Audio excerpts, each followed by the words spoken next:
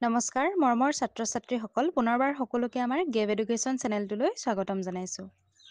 আজি আমি আলোচনা কৰিম অষ্টম শ্ৰেণীৰ অসমীয়া পাঠ্যপুথিৰ শ্ৰী শ্ৰী শংকৰদেৱ এই কবিতাটিৰ সম্পূৰ্ণ প্ৰশ্ন উত্তৰসমূহ। গতিকে তোমালোকে ভিডিঅ'টো সম্পূৰ্ণকৈ শেষৰলৈকে চাই যাবা। এতিয়া চাওঁ আহা আমি প্ৰশ্নৰ উত্তৰসমূহ। ইয়াত তোমালোকৰ 1 আৰু 2 নম্বৰ প্ৰশ্নটোত তোমালোকক কবিতাটো পঢ়িবলৈ কৈছে আৰু মুখস্থ কৰিবলৈ কৈছে। গতিকে এতিয়া আমি 3 নম্বৰ প্ৰশ্নটোৰ পৰা চাওঁ আহা। ইয়াত দিছে উত্তৰ দিয়া। ক নম্বৰটো হৈছে কবিয়ে ধ্যানমগ্ন যোগী বুলি কাক কৈছে? উত্তৰ, কবিয়ে ধ্যানমগ্ন যোগী বুলি শ্ৰী শ্ৰী শংকৰদেৱৰ কথা কৈছে। খ নম্বৰটো চোৱা, কবিয়ে কিহেৰে ভূমি পবিত্ৰ কৰাৰ কথা কৈছে? উত্তৰ, কবিয়ে গুৰুজনাৰ আবিৰ্ভাৱ আৰু জ্ঞানৰ পবিত্ৰ কিৰণেৰে অসম ভূমিক পবিত্ৰ কৰাৰ কথা কৈছে। গ নম্বৰটো চোৱা, কবি কাননত কি বজোৱাৰ কথা কৈছে? উত্তৰ, কবি কাননত বীণা বজোৱাৰ কথা কোৱা হৈছে। ঘটো চোৱা, মৰতত কোনে কিহৰ বাতৰি আনি দিলে? উত্তৰ, গুৰু শ্ৰী শ্ৰী শংকৰদেৱে স্বৰ্গৰ বাতৰি আনি মৰতত বিলালেহি বুলি কবিয়ে কৈছে। উঙ নম্বৰটো চোৱা, কবিতাটোত অসমৰ ঘৰে ঘৰে কি বাজি উঠাৰ কথা কোৱা হৈছে? উত্তৰ, অসমৰ ঘৰে ঘৰে মধুৰ ঝংকাৰ বাজি উঠিছে বুলি কবিয়ে কৈছে। ইয়াৰ পাছতে 4 নম্বৰ প্ৰশ্নটোত দিছে কবিতাটোৰ মূল কথাখিনি গদ্যৰে লিখা। কবিতাটোৰ মূল কথাখিনি আমি লিখিব লাগে। এতিয়া কবিতাটোৰ মূল কথাখিনি হৈছে, কবিতাটোত কবিয়ে মহান ব্যক্তিত্ব শ্ৰীমন্ত শংকৰদেৱৰ গুণ আৰু ত্যাগৰ কথা বৰ্ণনা কৰিছে। তেওঁ জিজ্ঞাসা কৰে যে এতিয়া আমাৰ সমাজত ক'ত আছে তেনে পুণ্য আত্মা, তেনে মহাপুৰুষ? কবিয়ে জিজ্ঞাসা কৰে। যি দুখী দুখিনীৰ বাবেও ভাবিছিল, তেওঁ ধৰ্মৰ প্ৰচাৰ কৰিছিল আৰু সমাজ সংস্কাৰৰ কামো কৰিছিলে। শংকৰদেৱে যি ধৰ্মবাণী দি গৈছে তাত ভক্তি, জ্ঞান, নৈতিকতা আৰু সম্প্ৰীতিৰ উপদেশ আছে। তেখেতে ভক্তিৰে, সদাচাৰে আৰু প্ৰেমৰে মানুহক ঈশ্বৰক চিনিবলৈ শিক্ষা দি গৈছে। আৰু কবিয়ে কয় যে শংকৰদেৱৰ দৰে মহান আত্মাৰ জন্ম অসম মাটিত হোৱা গৌৰৱৰ কথা, আৰু শংকৰদেৱৰ পথেই আমাৰ বাবে আদৰ্শৰ পথ। তাৰ পাছতে চোৱা 5 নম্বৰ প্ৰশ্নটো। ইয়াত দিছে তলৰ আঁচটনা শব্দবোৰৰ অৰ্থ সোঁফালৰ বন্ধনীৰ ভিতৰত দিয়া আছে। সেইবোৰৰ শুদ্ধ অৰ্থ বাছি উলিয়াই লিখা। প্ৰথমটো হৈছে এতিয়া কোন দূৰ অতীতৰ ধ্যানমগ্ন যোগী তুমি? ইয়াত ধ্যানমগ্নৰ তলত আঁচটনা আছে, গতিকে ইয়াৰ অৰ্থটো আমি বিচাৰিব লাগে। ইয়াত 3টা দিয়া আছে, তন্ময়, বিস্ময় আৰু মহান।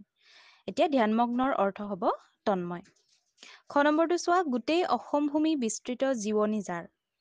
ইয়াত বিস্তৃত শব্দটোৰ অৰ্থ ক'ব লাগে। ইয়াত হ'ব বিস্তৃত মানে হৈছে বিয়পি পৰা। তাৰপিছতে গটো চোৱা, তোমাৰ গৰিমা গীতি হৃদয়ে হৃদয়ে বাজে। ইয়াত গৰিমা শব্দটিৰ অৰ্থ বিচাৰিব লাগে, গতিকে গৰিমা মানে হৈছে যশস্যা কৰা। ঘটো চোৱা, স্বৰ্গৰ বাতৰি আনি দিলা দেৱ মৰতত। ইয়াত মৰতত, ইয়াৰ মৰতৰ অৰ্থ লিখিব লাগে, গতিকে মৰত মানে হৈছে পৃথিৱী। ইয়াৰ পাছতে আছে 6 নম্বৰ প্ৰশ্নটো। ইয়াত দিছে বাক্য ৰচনা কৰা। প্ৰথমটো হৈছে পবিত্ৰ, তাৰ পাছতে কৰ্মবীৰ, সদাচাৰ, ৰীতি নীতি, মৰত, মধুৰ। এই শব্দকেইটাৰ মই বাক্য ৰচনা কৰি দিছোঁ। তোমালোকে নিজেও চেষ্টা কৰিবা বেলেগ বেলেগ ধৰণে লিখিবলৈ, গতিকে এইকেইটা চাই ল'বা।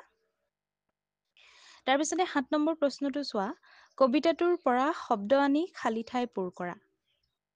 এতিয়া কবিতাটোৰ পৰা আমি শব্দবিলাক বিচাৰি খালী ঠাই পূৰ কৰিব লাগে। ইয়াত আছে মধুৰ ড্ৰেছ তাৰ গভীৰ ড্ৰেছ উৰে। ইয়াত হ'ব মধুৰ ঝংকাৰ তাৰ গভীৰ উদাৰ সুৰে। ইয়াত আজিও উঠিছে বাজি ড্ৰেছ ঘৰে ঘৰে। ইয়াত হ'ব অসমৰ ঘৰে ঘৰে। যি ড্ৰেছ সুৰেৰে, বিনৰ সুৰেৰে প্ৰেম ড্ৰেছ ধাৰা। ইয়াত হ'ব মন্দাকিনী ধাৰা। অসীম ড্ৰেছ, ইয়াত হ'ব সাধনা বলে নমালা ড্ৰেছৰ পৰা। ইয়াত হ'ব স্বৰ্গৰ পৰা। ইয়াৰ পাছতে 8 নম্বৰ প্ৰশ্নটোত দিছে প্ৰসংগ সংগতি দৰ্শাই ব্যাখ্যা কৰা। ক নম্বৰটো হৈছে নিৰলে বজাই বিনা কোন কবি কাননত স্বৰ্গৰ বাতৰি আনি দিলা দেৱ মৰতত।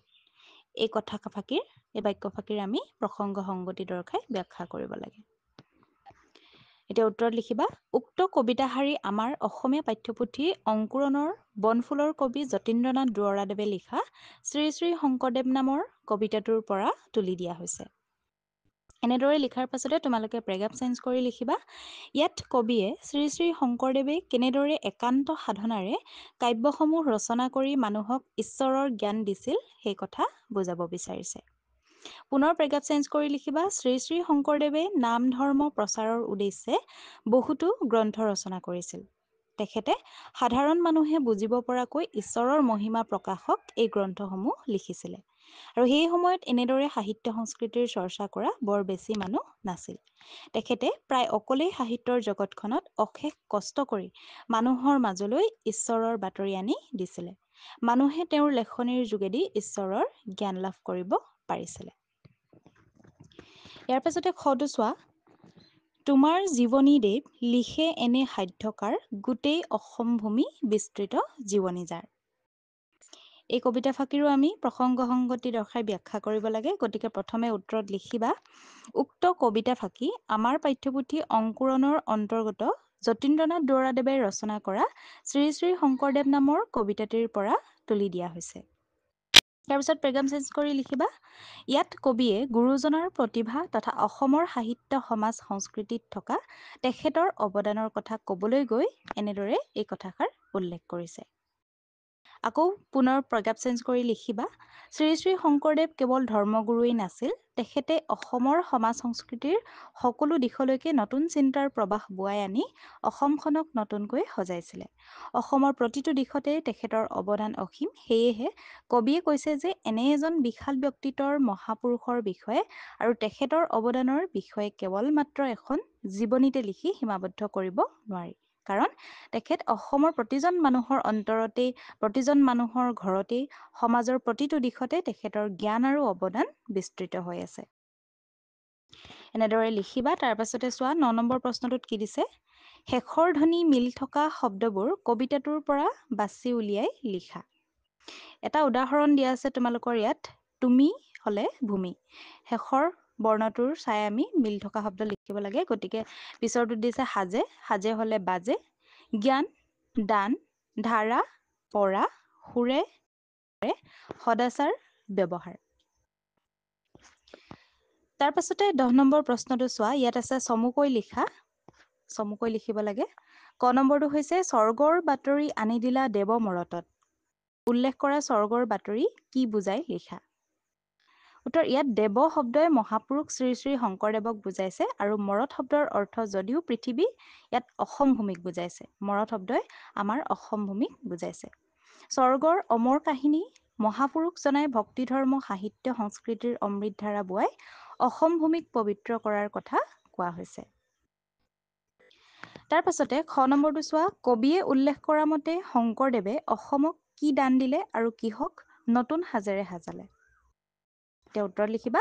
কবিয়ে উল্লেখ কৰা মতে মহাপুৰুষ শংকৰদেৱে অসমক ভক্তি ধৰ্ম ভাষা সংস্কৃতি সাহিত্য ৰীতি নীতি আদি দান দি অসমৰ সকলোকে নতুন সাজেৰে সজালে।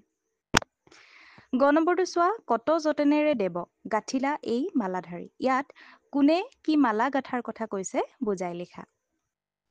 এতিয়া উত্তৰ লিখিবা। ইয়াত মহাপুৰুষ শংকৰদেৱে মালা গঁঠাৰ কথা কৈছে। ঘটো চোৱা। শংকৰদেৱে অসমীয়া সমাজৰ পৰা কি কি আঁতৰালে।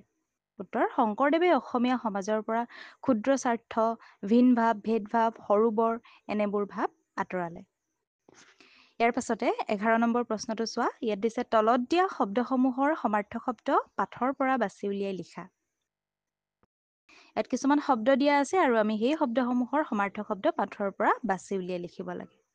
এতিয়া প্ৰথমটো হৈছে পৃথিৱী। পৃথিৱীৰ সমাৰ্থক শব্দ হ'ব মৰদ, ধৰণী, ধৰা। মৰম, মৰম হলে আদৰ। সন্যাসী, সন্যাসী হলে যোগী। অন্তৰ, হৃদয়, হিয়া।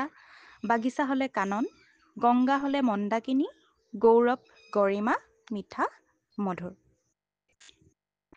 তাৰ পাছতে 12 নম্বৰ প্ৰশ্নটো চোৱা। তলত দিয়া শব্দসমূহৰ বিপৰীত অৰ্থ বুজোৱা শব্দ লিখা। আমি ইয়াত বিপৰীত শব্দ লিখিব লাগে। গতিকে প্ৰথমটো আছে অতীত। অতীত হলে বৰ্তমান। পুণ্য, পুণ্যৰ বিপৰীত শব্দ কি হ'ব পাপ। প্ৰেম, প্ৰেম হলে ঘৃণা। পবিত্ৰ হলে অপবিত্ৰ। জীৱন হলে মৰণ। অশেষ হলে শেষ।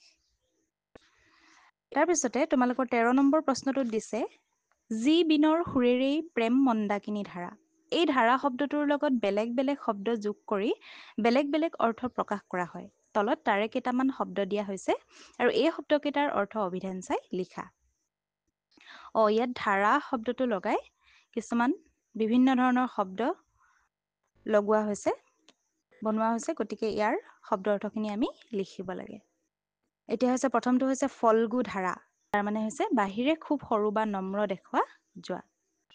দেখা যোৱা কিন্তু ভিতৰত গভীৰ বা প্ৰবল ধাৰা, অৰ্থাৎ লুকুৱা শক্তি বা অনুভূতি, সেইটোকে ফল্গু ধাৰা বুলি কোৱা হয়। তাৰপিছতে হৈছে জীৱন ধাৰা। জীৱন ধাৰা মানে হৈছে জীৱনৰ প্ৰবাহ বা জীৱন যাত্ৰা। তাৰপিছত আছে ধাৰাসাৰ, একে সময়তে বহুত বস্তু বা বহুত কথা একেধৰণে অহা। ধাৰাবাহিক হ'লে নিয়মিতভাৱে অহা বা যোৱা। ধাৰাভাষ্য মানে এখন অনুষ্ঠান। তাৰপিছতে আছে ধাৰাপাত। ধাৰাপাত মানে হৈছে সংখ্যাবোৰৰ যোগ বিয়োগ, গুণ ভাগ আদি গণনাৰ পদ্ধতি বা প্ৰাথমিক গণিত। ইয়াৰ পাছতো হৈছে 15 নম্বৰ প্ৰশ্নটো। ইয়াত দিছে এটা শব্দত প্ৰকাশ কৰা। আমি এটা শব্দত প্ৰকাশ কৰিব লাগে। এতিয়া প্ৰথমটো হৈছে কেৱল এজন দেৱতাৰ ওচৰত শৰণ লোৱা। যিয়ে মানে এজন দেৱতাৰ ওচৰত শৰণ লয় তেওঁক কোৱা হয় এক শৰণ। তাৰপিছতো চোৱা বিষ্ণুক ভক্তি কৰে যিয়ে বিষ্ণুক ভক্তি কৰে তেখেতক বৈষ্ণৱ বুলি কোৱা হয়। একে গুৰুৰ শিষ্য মানে হৰি ভকত বা সতীৰ্থ। পিতৃ মাতৃহীন সন্তান তেওঁলোকক ঘাটমাউৰা বুলি কোৱা হয়। সত্ৰ সম্বন্ধীয় এইটো হৈছে সত্ৰীয়া। তাৰপিছতে 16 নম্বৰটোত দিছে তলত দিয়া জুৰীয়া শব্দকেইটাৰে বাক্য সাজা। তলত কিছুমান জুৰীয়া শব্দ দিছে আৰু সেই শব্দকেইটাৰে আমি বাক্য ৰচনা কৰিব লাগে। ইয়াত মই তোমালোকক লিখি দিছোঁ বাক্য, তোমালোকে নিজেও লিখিবলৈ চেষ্টা কৰিবা। ছাত্ৰ ছাত্ৰীসকল, আজিৰ ভিডিঅ'টো আছিল ইমানেই। এই ভিডিঅ'টোৰ উপৰিও যদি তোমালোকে অন্য ছাবজেক্টসমূহৰ কুৱেশ্যন এনচাৰসমূহৰ ভিডিঅ'সমূহ চাব বিচাৰা তেন্তে আমাৰ চেনেলৰ ডেছক্ৰিপশ্যনত প্লে'লিষ্টৰ লিংক দিয়া আছে, তোমালোকে চাব পাৰিবা।